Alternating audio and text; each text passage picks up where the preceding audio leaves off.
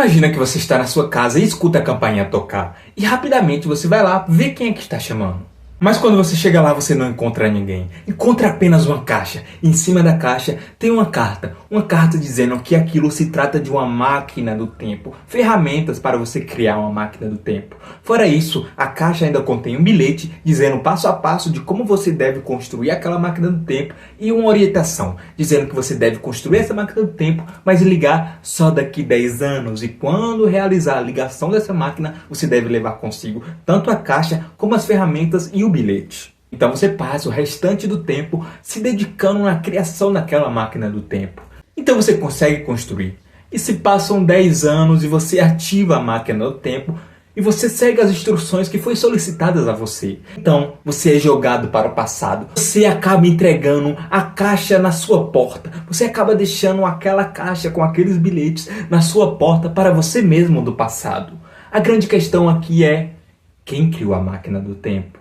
Você do futuro ou você do passado? Porque você só criou a máquina do tempo porque alguém deixou aquela informação na sua porta. E foi você mesmo que deixou aquela informação na sua porta. Ou seja, você criou um loop temporal.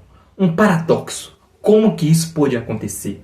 Bom, eu sou Paulo Roberto e esse é o Paradoxo de Bootstrap. Antes de continuarmos mais a fundo sobre esse paradoxo, é muito importante que você se inscreva no canal. Se não for inscrito, aproveita e curte o vídeo, pois sua contribuição é muito importante para mim.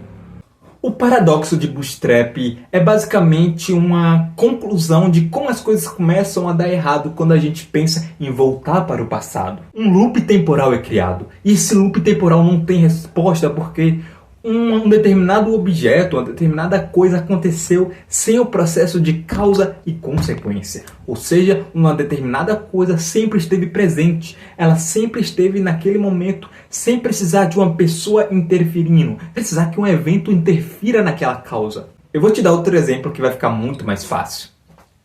Imagina que você é muito fã de Einstein. Você é muito fã de Einstein. Você é tão fã de Einstein que você tem os artigos originais da teoria da relatividade na sua casa. E você é tão fã de Einstein que você acaba estudando relatividade. Acaba estudando com base no artigo publicado do Einstein. E com isso você acaba conseguindo criar uma máquina do tempo. E quando você cria essa máquina do tempo, você decide voltar um ano antes do Einstein publicar a teoria da relatividade. E você leva consigo aqueles artigos originais publicados pelo próprio Einstein. E quando você volta para o passado, você entrega aquele artigo que foi publicado pelo Einstein um ano depois para ele. E ele ainda não publicou esse artigo. Então ele analisa aquilo e fica fascinado e decide publicar. A grande questão aqui é: quem criou a teoria da relatividade? Você ou Einstein?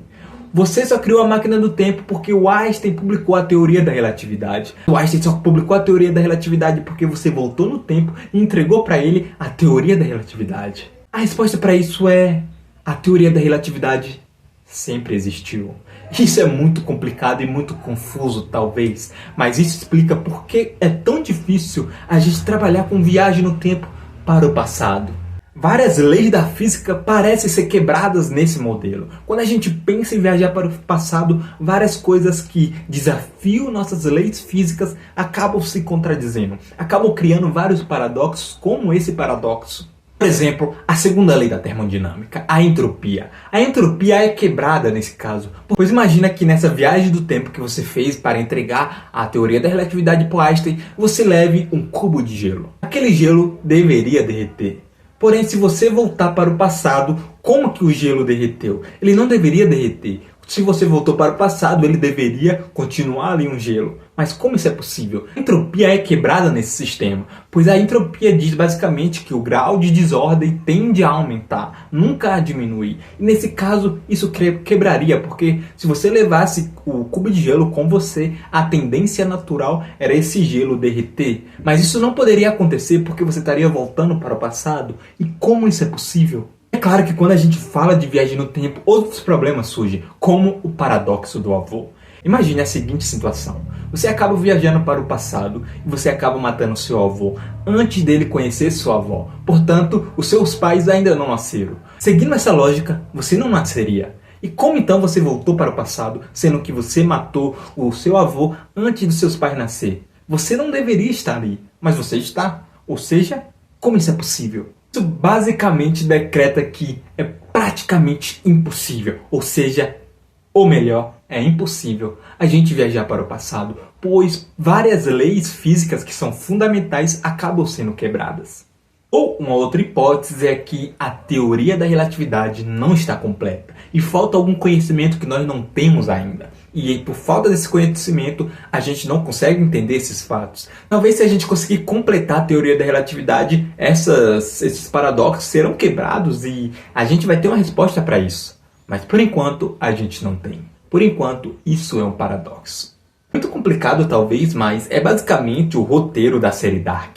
E se você não assistiu a série Dark, por favor, vá assistir imediatamente. E se você já assistiu, comenta aqui embaixo o que você achou dessa série maravilhosa. Aproveite e se inscreve no canal e deixa seu like, pois sua contribuição é muito importante para mim. Eu conto totalmente com seu apoio. Até a próxima. Tchau, tchau.